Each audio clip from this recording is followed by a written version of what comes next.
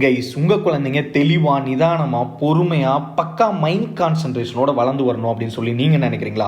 அப்போ நீங்கள் சேர்க்க வேண்டிய ஸ்கூல் தாங்க kids little step play school. இவங்க எங்கே லொக்கேட்டாக இருக்காங்கன்னு சொல்லி பார்த்தீங்க அப்படின்னா, நம்ம மதுரை ரோடு குமராப்பாக்கு ஆப்போசிட்டில் ராஜீவ் நகரில் லொக்கேட்டாக இருக்காங்க.